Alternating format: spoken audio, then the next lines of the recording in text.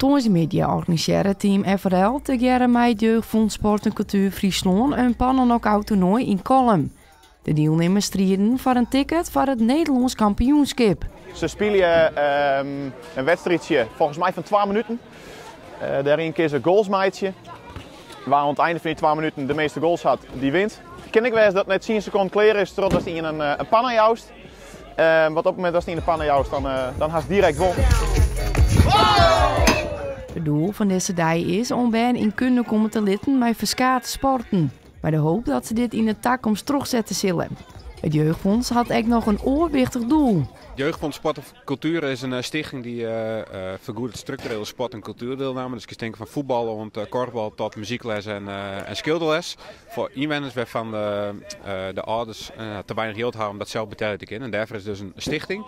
Er wordt al goed gebruik maken in de regio. Honderden bijen maken er iedelijk gebruik van. Alleen we weten nog net alle bijen te bereiken. Dus we hopen met dit project erg een bijdrage om te leveren, zodat we nog meer inwoners weten te bereiken.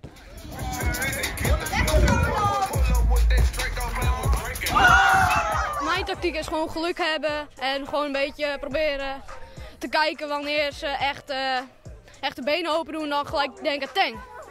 En dat ging goed. Ja, dat ging heel goed. Ik deed al 1 trucje bij de eerste. Dan tik ik een beetje die kant op. Denk ik zo, ja, ik wil afpakken. Ja, maak je panna. Jong het toernooi kwam er ook nog een speciale gast. Nasser El Jackson, dat is een vice-wereldkampioen. Eigenlijk de beste streetvoetballer van Nederland. Die komt hier straks. Ja, die houdt aan showtjes en om hier aanwezig te wezen.